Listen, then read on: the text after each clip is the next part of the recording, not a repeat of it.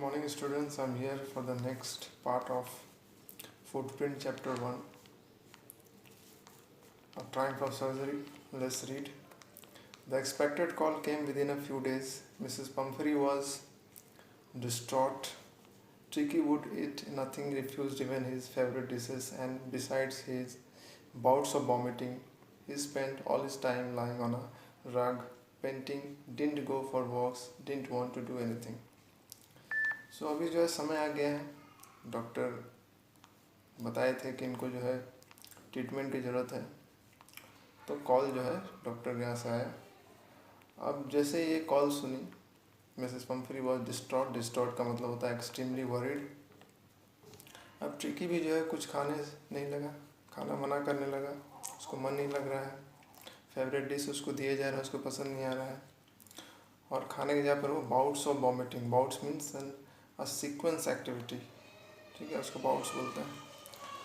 तो ही spent all his time lying on a रग means होता है बेड टाइप का जो है, पेंटिंग, वहाँ थपथपाते हुए, didn't go for walks, didn't want to do anything.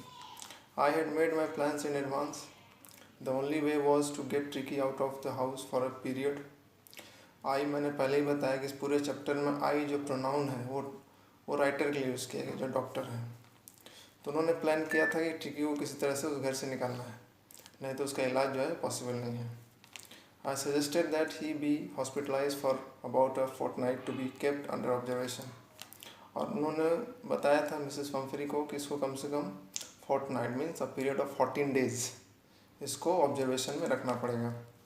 The poor lady almost swooned, SOONED। सूंड का मतलब होता है लॉस ऑफ कॉन्शसनेस, मतलब वो जो है होश, यहाँ ऐसा नहीं कि बेहोश हो गई, यहाँ सूंड का मतलब है कि वो शॉक्ड हो गई, या जिसको बोलते हैं बहुत ही होपलेस हो गई, दिल बैठ जाना जिसको बोलते हैं।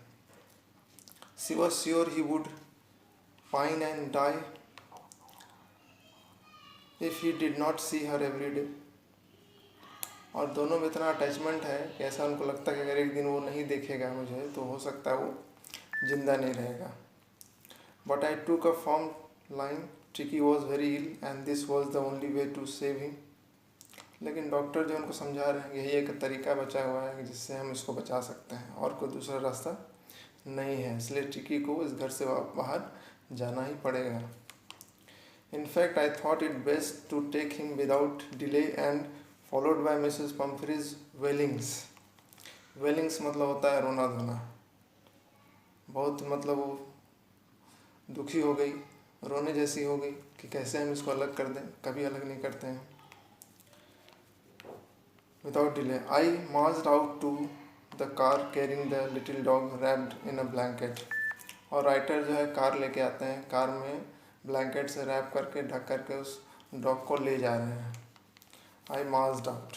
The entire staff was roused and maids rushed in and out, bringing his day bed, his night bed, favorite cushion, toy and rubber rings, breakfast bowl, lunch bowl, supper bowl।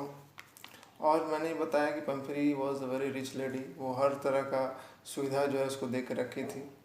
तो जैसे ही उसको कार में ले गए writer, उसके पीछे पीछे उसके जो इंटायर स्टाफ जो है, राउज्ड मतलब होता है कि जैसे जाग जाना या एक्टिव हो जाना, दौड़ धूप करने लगना, तो उसके पीछे जो है भागने लगा, उसका सामान सब लेकर। जितने भी मेट्स थे वो एकदम पूरे हरकत में आ गए, मतलब उसके पीछे दौड़ने लगे, उसको उसके सारे सामान को पहुंचाने लगे।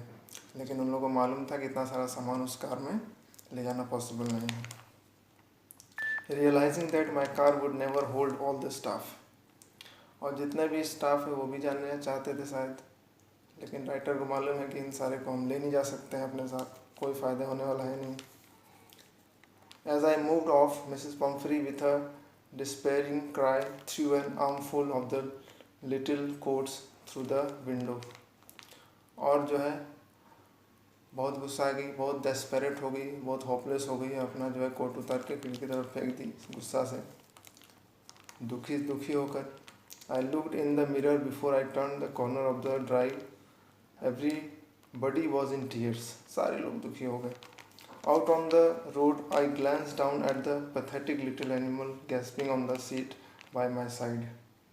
I patted the head and Tricky made a brave effort to wag his tail.